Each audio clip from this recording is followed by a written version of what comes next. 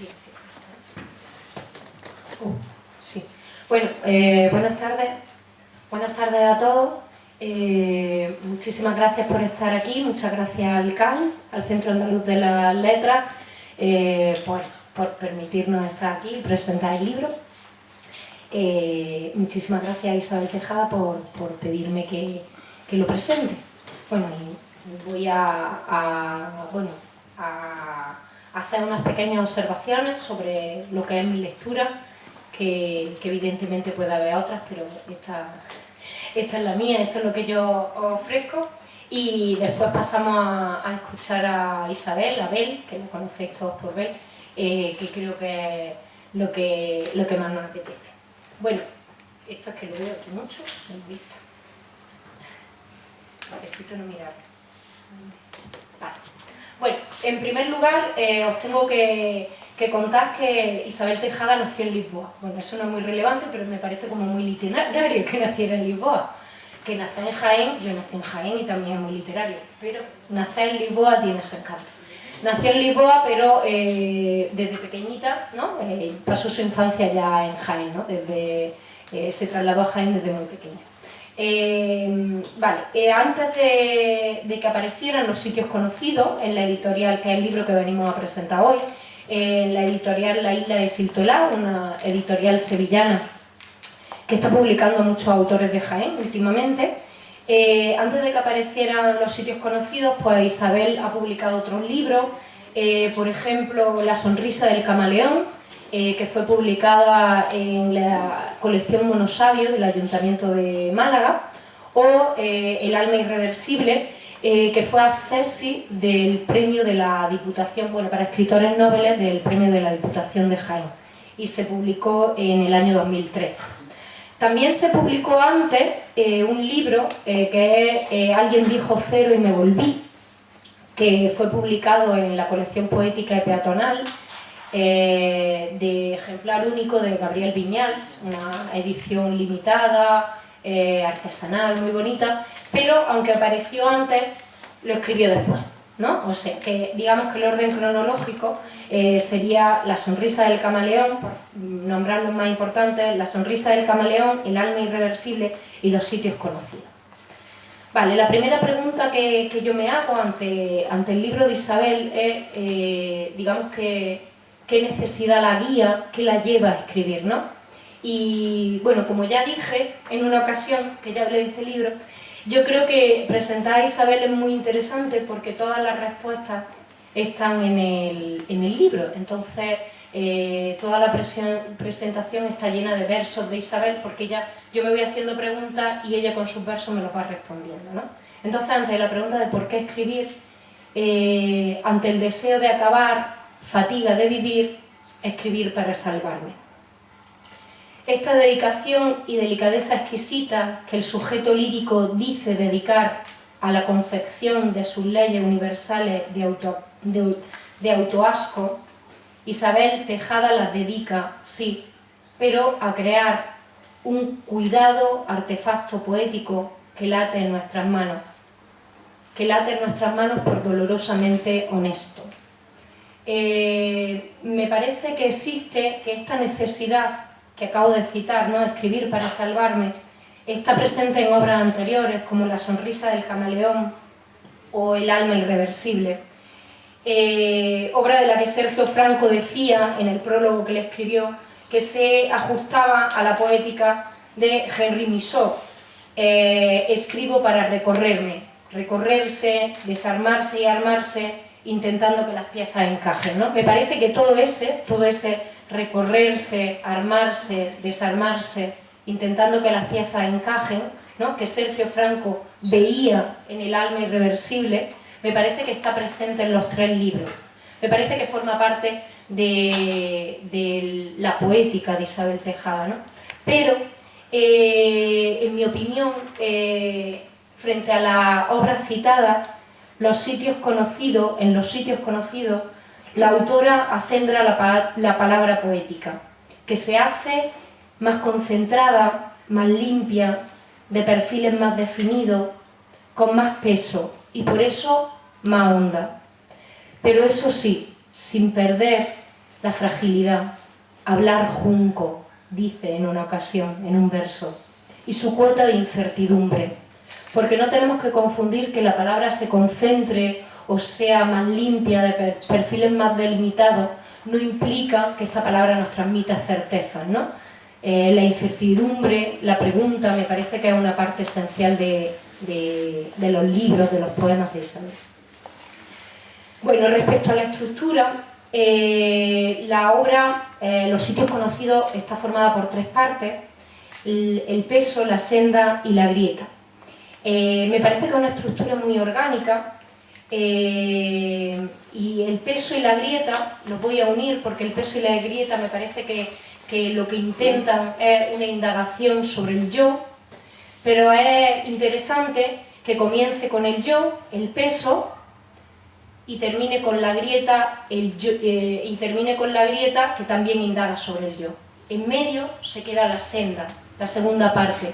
La senda es el camino hacia el otro, o sea que empieza en ella, recorre el camino hacia el otro, pero termina en ella, ¿no? Entonces, de ahí que esa estructura me parezca muy interesante. El peso, esa indagación del yo, la aborda desde, digamos, desde experiencias literarias distintas, porque el peso está escrito en verso, mientras que la grieta podríamos decir que es entre poema en prosa o prosa lírica. No es este el lugar para discutirlo, ¿no? Pues ahí está, en ese camino intermedio. Luego nos gusta mucho ponerle nombres, pero los nombres es lo de menos. Ambas partes, en prosa o en verso, son intensamente líricas.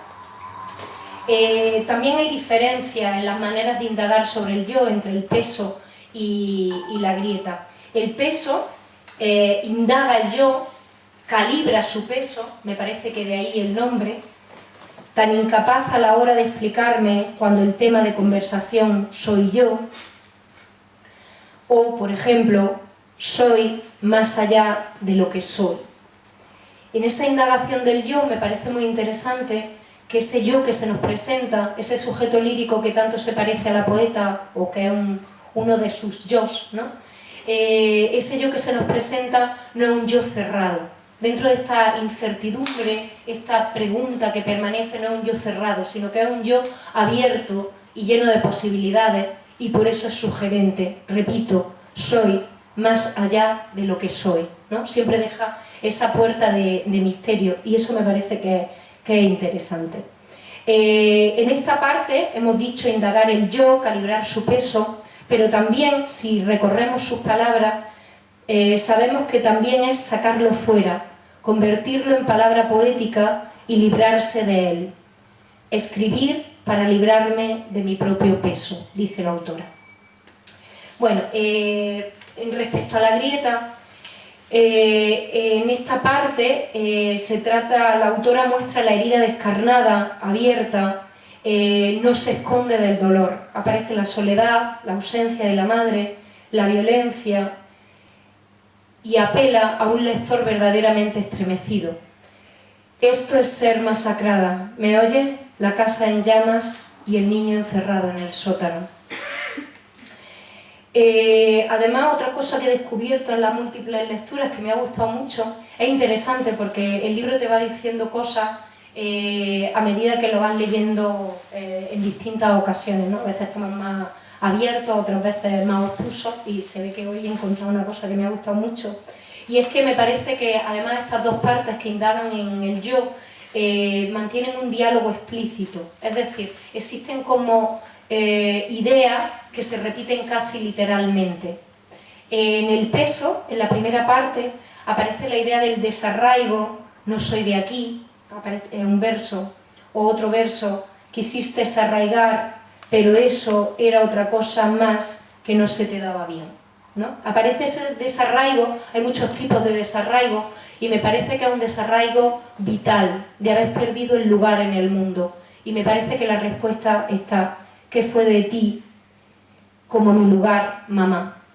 ¿No? Es un desarraigo más de existencial, vital, que un desarraigo de tierra, ¿no? De lugar en el mundo, ¿no? Y junto a esa idea del desarraigo, de la pérdida del lugar, de la pérdida de la madre, aparece una idea que está unida yo la percibo unida, que es el miedo, y aparece relacionado con la nieve, y en la nieve no me quedaré dormida. Eso aparece en la parte del peso, ¿vale? Diseminado en distintos poemas. Lo que estoy leyendo son versos de poemas distintos. En la grieta leemos: era yo, recoge todas estas ideas, el desarraigo, el miedo, la pérdida de un lugar en el mundo, la madre. Era yo lo que te arrancaron del pecho, me llevaron a la nieve, no te quedes dormida, no te quedes dormida, ¿no? Vuelve a repetir esa nieve, no te quedes dormida, ¿no? Y ahora sí, unido a la idea de la madre. Para unir estas dos partes, el peso y la grieta, voy a coger sus propias palabras. El peso y la grieta son escribir, el espejo que empuño, la lámpara que alumbra. Porque Isabel Tejada tiene la necesidad vital de convertirse en palabra poética para preguntarse el yo, mirarse de cara a su colina de cadáveres, su desalojo, espejo, para tratar de encontrar una explicación, una razón, una salida, lámpara. ¿Cómo no perpetuar la caída hacia mi caída? ¿Cómo?, se pregunta el sujeto lírico. Esta colina de cadáveres y ese desalojo son los sitios conocidos, el título del libro, son sitios conocidos, la mecánica imparable de la angustia. El fracaso es mi terreno, mi sitio conocido, pero el sujeto lírico ha hecho de la paciencia un verbo y de la voluntad un músculo y persiste, y por eso al final de cada una de las partes, al final del peso y al final de la grieta, leemos: al final del peso, mi corazón es un ojo preñado de esperanza, y al final de la grieta hay en mí una vida que se baraja y clama hambrienta la posibilidad de un trazo. Con estos versos finales de las dos partes, acabo de hablar de esas partes, voy a hablar muy brevemente de la senda y luego voy a dar dos pinceladas, digamos, de la palabra poética, ¿no? De cómo lo logra, ¿no? Cómo lo logra decir. Y ya con eso acabo. La senda he dicho que es el camino hacia el otro, ¿no? El camino hacia el otro que a veces nos lleva al otro, que a veces es un camino truncado y que a veces es un camino de ida y vuelta. Además, el tú o el él, ¿no? Ese otro, me parece que no deja de ser una indagación del yo, porque el otro está en tanto huella que queda en nosotros, ¿no? Que queda en el yo, que aparece en la primera parte y en la última. Aparecen varias posibilidades de ese otro como amor-sexo, ¿no? Posibilidad 1, el que salva, el que es una forma de estar dentro de la vida, y hay un verso que me encanta que dice: si lograse rehabilitarme en tu tutela. También el amor como deseo pleno, avidez, ardor, placer, que hacen la tristeza extranjerísima, que abril lúcido de manos por tu cuerpo. Aunque siempre sobrevuela cierta tristeza, como por la certeza de lo efímero o por la posibilidad de que todo sea superficie, pura pirotecnia, ¿no? Que aparece también en su... Yo realmente voy citando constantemente sus versos. El amor, como he dicho, posibilidad 1, el amor como realidad 2, el que vacila, el ausente, y cito: fueron tuyas las manos donde nunca estuve.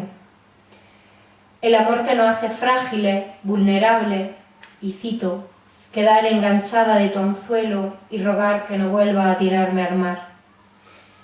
Y el amor que no es más que una serie de gestos repetidos, el verso mecánico y protocolario, hacen que se aman. Y para finalizar, voy a decir algo sobre la palabra poética, porque me parece que nunca no está separada la búsqueda, la indagación en el yo, es una indagación en el lenguaje, ¿no? Es buscar también en la palabra cómo decirlo. Un rasgo de estilo, me parece, de este libro, ya lo he mencionado antes, ¿no? Es una palabra, respecto a libros anteriores, me parece acendrada, más más limpia, de contornos más definidos, y a veces es muy brutal, muy seca, ¿no? Muy descarnada. Incluso con algunos finales canallas que tienen mucho encanto, ¿no? Cuando dice tanto da, ¿no? Que tiene como un diálogo con el lector, ¿no? Un poco irónico, ¿no? Tanto da, empieza a contar algo y al final para y dice tanto da. O empieza una enumeración y cuando lleva solo un miembro de la enumeración, ¿no? Dice etcétera. No voy a contar más, ¿no? Entonces tiene ahí ese toque irónico que me parece interesante. Luego, por otro lado, hay poemas en los que lleva el lenguaje muy contra las cuerdas, pero sin renunciar a decir, sino para que realmente el lenguaje diga, ¿no? Para que la palabra llegue a decir.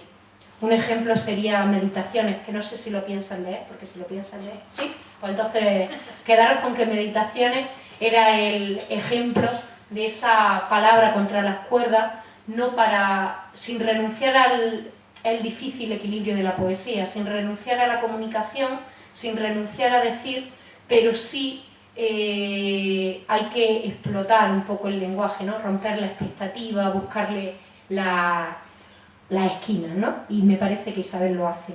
Y luego, por último, hay una riqueza analógica en sus versos que lo que consigue, esa riqueza analógica, ¿no?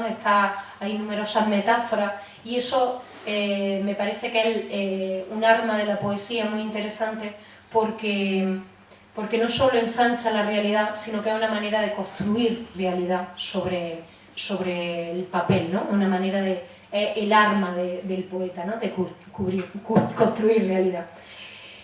Y para finalizar, pues con todo esto, y la cito a ella, Isabel Tejada logra hacer algo hermoso con la miseria.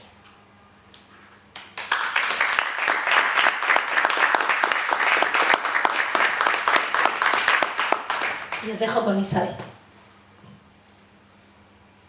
Bueno, no sé si se me oye. ¿Se me oye? ¿Sí? Yo no me oigo. Bueno, buenas tardes a todos. Estoy encantada de estar otra vez aquí en el ciclo de Letras Capitales, donde presenté mi primer libro, La sonrisa de Camaleón, que parece que fue hace nada y hace ya unos años. Agradecer a Paco Ruiz que nos haya invitado, por supuesto a Yolanda Ortiz, que es una de las poetas de Jaén que más admiro, y bueno, encantada de que me hayas presentado de nuevo. Muchas gracias a Cris y a Raquel, que nos están asignando la lectura, y sobre todo a vosotros, que habéis hecho un hueco para venir hasta aquí. A mí me queda muy poco que añadir a lo que ha dicho Yolanda, así que yo me voy a limitar a recitar y que sean los poemas los que hablen del libro. He venido al desierto. La incomunicación es extrema. Mira qué pobreza, madre. Este cuerpo, qué solo es, qué cansado de arrastrarse pasada la treintena. Pienso demasiado. Le doy demasiadas vueltas a las cosas. Sé que no debería de hacerlo, pero no puedo remediarlo. No viene nadie, madre, y estuve esperando. Mi nombre, nadie sabe de mi nombre. Estar sola con todos es mi entrega, mi condición, alba. Apesto a fruta pasada. Qué orgullosa estarías de tu niña. ¿Ves? Lo tengo superado. El amor, por fin he aprendido. Tendré un gato. Lo llamaré Lisboa. Lo ataré con un nombre. Sus nombres. Ya había pensado en sus nombres. Dime, ¿por qué nadie caminó por el medio del monte hasta aquí? ¿Por qué nadie atravesó el túnel para adornarme el vientre de hijos, pequeñas crías de luz hiperactiva, luciérnagas de mi carne? La habitación iluminada, engendrada de risas. Pero no hay hijos, no hay luciérnagas ni risas. no habitación iluminada. Tendré un gato. Lo llamaré Lisboa. Lisboa. Era yo lo que te arrancaron del pecho, me llevaron a la nieve. No te quedes dormida, no te quedes dormida. Mira qué pobreza, madre, qué orgullosa estarías de tu niña tan libre. Voy siendo ala para nadie, mi escaso aliento, mi pequeña fuerza, mi nombre coronado de preguntas. ¿Para qué seguir? ¿Para qué empeñarse? ¿Por qué no dejarlo ya al fin y al cabo? Soñé que mi nombre era otro y que era conocido y que por él me llamaban los hombres y a mí venían como al árbol y en mi sexo querían explicarse, decir, ven, espera, estábamos vivos. ¿Qué aquello? Y me dejé ir, madre, déjame ir. Déjame desprenderme de esta cárcel, de lo que queda de este invierno, despertarme y aceptar que todo sea, madre, que todo sea.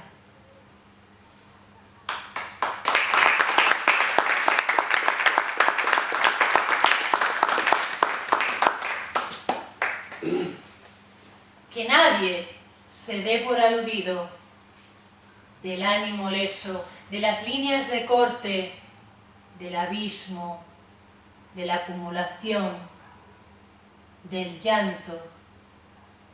Yo soy lo que queda.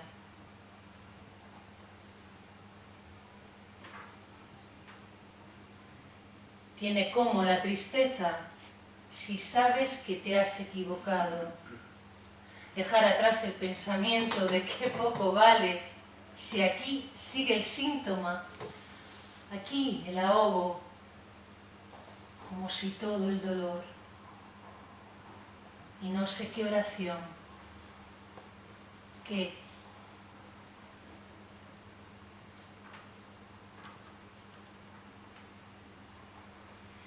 En mis ojos todo cuanto veo es su supervivencia a pesar de la búsqueda. Mientras la vida innúmera se apoya en la posibilidad de las cosas y nos aplaza. Y yo me pregunto, ¿cómo no perpetuar la caída hacia mi caída? ¿Cómo?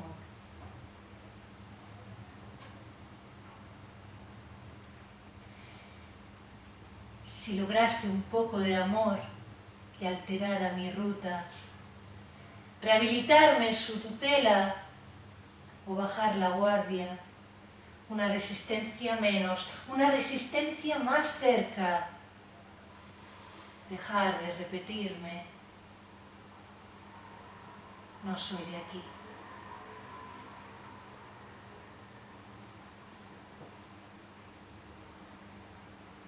Tener miedo a las alturas y pese a ello mirarte, coincidir en tus dos ojos de fuera con tantas cosas por hacer, como por ejemplo quedarme enganchada en su anzuelo y rogar que no vuelvas a tirarme al mar.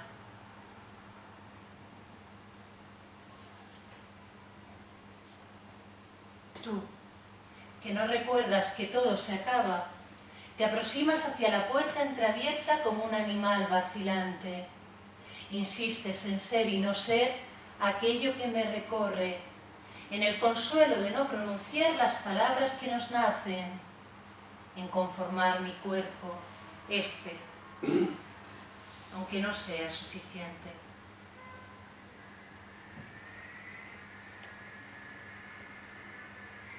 De la época del frío, del espacio te hablo, del cuerpo, de la palidez de este cuerpo, de la tierra que anhela ser labrada, donde manos que imiten viento, labios sin pereza, un beso, un solo beso que no sea mecánico o protocolario. ¿Sabes tú acaso de la calidez peso estrato de un deseo que asome por una boca verdadera y no hay aire. Entonces no hay aire donde ese beso y su secuencia, dopamina como aliciente, avara de besos soy. Ven, acuéstate aquí, no me dejes empezada. Escucha el reclamo de la cueva, la humedad de sus paredes deshabitadas. Ya que estás, lame mi piel porosa de no nombrarse nunca, corroe lentamente mi carne. ¿Hasta qué punto tu mano derecha sigue malgastándome?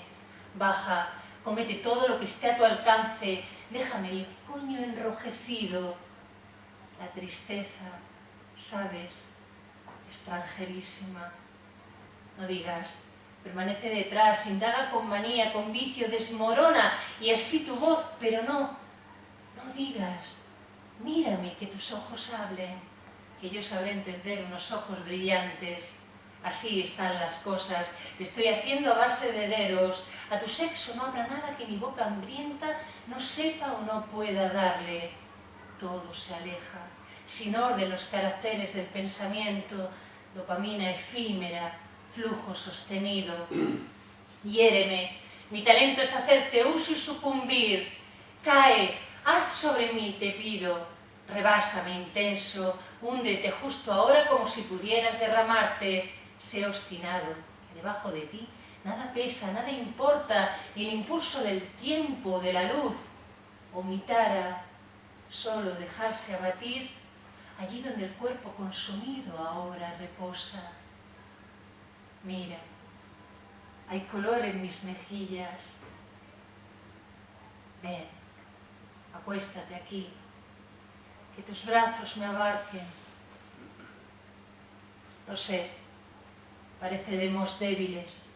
Llegaremos al sueño como uno solo que calla y que desea perderse. No, no te preocupes. No estoy triste, aunque te lo parezca.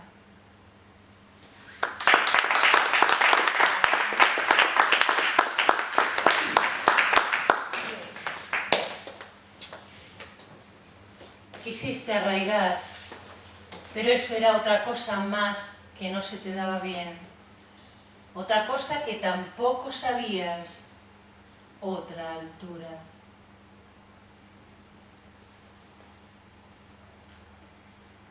Él me rumia, busca la que soy con palabras, me dice cosas al oído y pierdo fuerza. Mi cuerpo ahí, pero solo existe la que calla, porque yo ya estoy lejos y nada de eso es para mí. Mi cuerpo se esconde ahora de mi cuerpo, en otro alcance, en otro frío.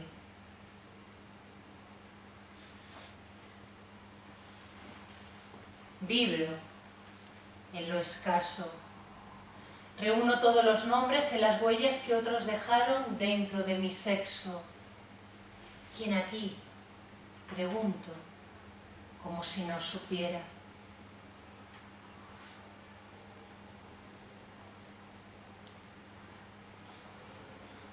Estar sola y escribir. Estoy sola. Soy sola.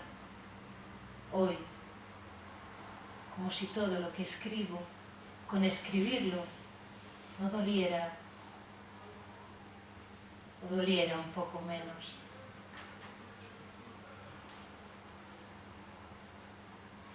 Porque tenía que seguir, hice mi corazón interminable. Nunca así, hacia siempre, vacía de morir, sin morir. Allí hasta donde pude.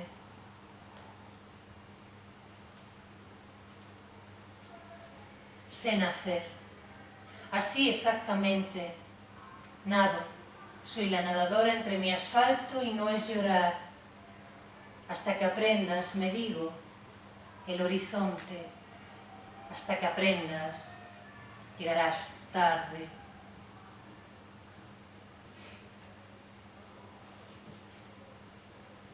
La escena insiste, la mecánica del drama, su intermitencia, la gota, la piedra horadada. He hecho de mi paciencia un verbo, y aún así, si pudiera, tregua, tiempo muerto o distancia, no dudaría.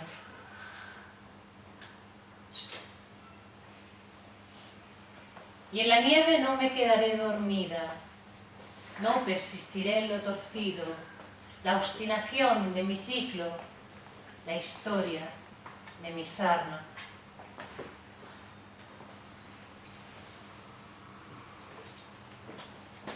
Escribir para salvarme, el peso. Escribir para liberarme de mi propio peso, como una forma de mantener la cordura ante ese abismo que soy yo, este amasijo de carne y miedo, este animal que me habita. La tristeza detrás de todas las cosas y sus manifestaciones, raíz de todo lo que me transita como una enfermedad autoinmune. Escribir, hacer algo hermoso con la miseria, hacer de mí algo aprovechable, cuestionándome mis propias leyes universales de autoasco, confeccionadas minuciosamente con una dedicación y delicadeza exquisitas. Ego, todo está en mi cabeza, el despiece, la reflexión constante, el exceso, como un gusano hacia adentro. El enemigo está dentro y tiene en sus uñas restos de mi sangre. Escribir, tomar distancia y perspectiva, tomar medidas, la letra como método de desintoxicación, la relatividad. Sí, ya no me resisto, ya soy capaz de admitir mi propia naturaleza con todo lo que eso conlleva. La que escribe es, punto. Ahora, esto de vivir. Toca, ya toca la no gratuidad de la lucha, y para eso escribir como movimiento, como una necesidad vital de avanzar, de escapar de mí hacia mí, aunque eso en un primer momento pueda parecer no tener sentido. No pido olvidar, ya no es eso, ya no quiero huir. Ahora escribir como un ejercicio de valentía y de conciencia, la importancia de la reconciliación. Yo que no sabía, tuve que estar en lo oscuro para aprender a ser, a gestionarme a pesar de mi vulnerabilidad y de su crudeza, establecer pactos, treguas y tratados de paz con mi estado de ánimo, crecer y darme el derecho a no crecer al mismo ritmo y a desorientarme. Mi imperfección es mi belleza. Escribir, el espejo que empuño, la lámpara que alumbra. Ahora hay luz. Ahora puedo ver con claridad. Muchas gracias.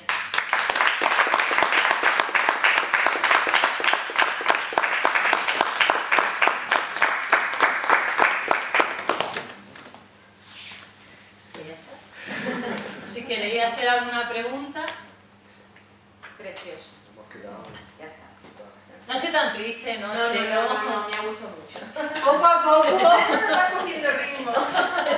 El próximo un poquitín más, ¿sabes? Vas cogiendo ritmo, sí. Va subiendo la cosa. Sí. Bueno, muchas gracias a todos. A ti. Muchísimas gracias a todos.